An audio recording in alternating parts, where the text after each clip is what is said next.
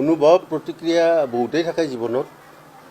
অসম চৰকাৰে তেখেতসকলে মোক কৃতি শিক্ষক বঁটা দিছে আৰু মই এতিয়ালৈকে প্ৰায় 25টাকৈ বঁটা মই লাভ কৰিছোঁ আৰু মোৰ চাকৰিও বেছি দিন নাই। তথাপিও আমাৰ এইবাৰ মোক শিক্ষাগুৰু বঁটা প্ৰদান কৰিছে। মই আনন্দিত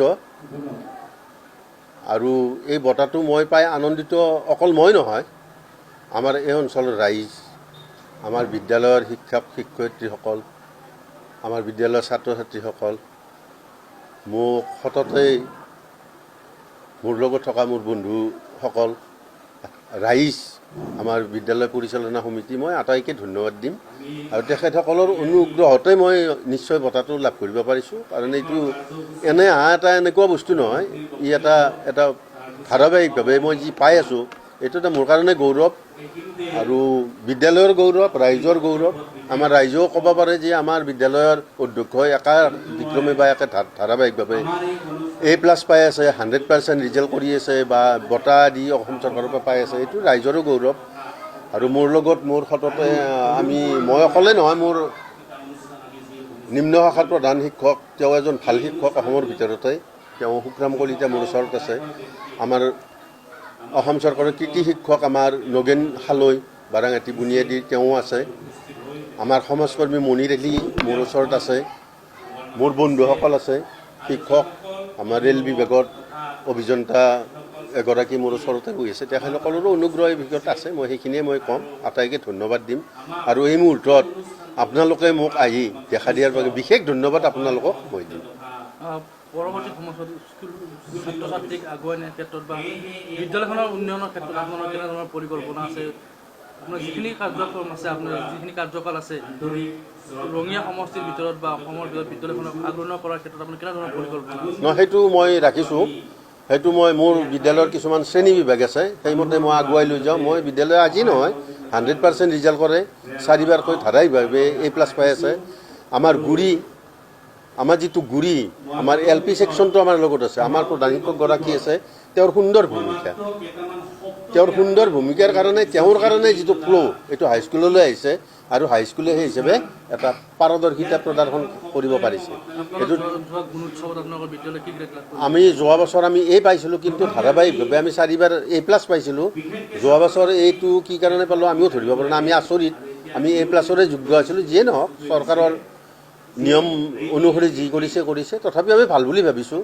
এই অহা আগন্তুক ক্ষেত্ৰত আমি A+ পাম বুলি আমি ভাবিছোঁ আৰু সেইমতে আমি কাজকৰ্মত আগবাঢ়ি যাই আছোঁ। চৰকাৰৰ বাবে যিবিলাক আন্তঃগাঁথনি দিয়া হয়, বিদ্যালয়ত কেনেধৰণৰ আন্তঃগাঁথনি চলিছে বা চৰকাৰী বিভাগ আন্তঃগাঁথনি আপোনালোকে লাভ কৰিছে? হয়, আমি লাভ কৰিছোঁ আৰু চৰকাৰে যিখিনি আন্তঃগাঁথনি আমাক দিয়ে তাতকৈ বেছি কাম আমি কৰি আছোঁ। আমি ৰাইজৰ সহযোগত, বিদ্যালয়ৰ সহযোগত আমি চৰকাৰে দিয়াতকৈও অধিক কাম আমি কৰিব পাৰিছোঁ বুলি আমি ভাবোঁ। আৰু বিদ্যালয়ৰ আপোনালোকে চাওক, বিদ্যালয়খন চাওক, মই সুন্দৰ পৰিষ্কাৰ পৰিচ্ছন্নতাৰে ভৰাই ৰাখিছোঁ। উচ্ছৃংখলতা নাই, এটা ধুনীয়া পৰিৱেশ দিব পাৰিছোঁ, সেইটোৱে মোৰ গৌৰৱ।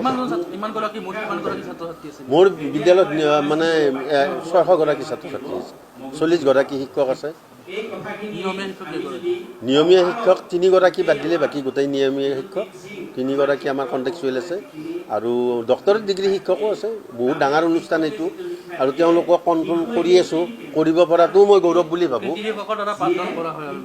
বহুত কৃতি শিক্ষক আছে মোৰ ইয়াত, বহুত কৃতি শিক্ষক আছে, তেওঁলোকে পাঠদান কৰে। বহুত অভিজ্ঞ শিক্ষক আছে আৰু বেলেগ স্কুলকো আমি আমাৰ শিক্ষাৰ অনুষ্ঠানৰ আয়ত্তত আমি পাঠদান কৰোঁ। আমাৰ বাৰাঙাটিত আছে, আমাৰ চন্মাগুৰিত আছে। আমাৰ শিক্ষকৰ জৰিয়তে তেওঁলোককো আমাৰ জ্ঞানটো প্ৰসাৰ কৰাৰ কাৰণে মই এটা বিশেষ যত্ন লৈ আছোঁ।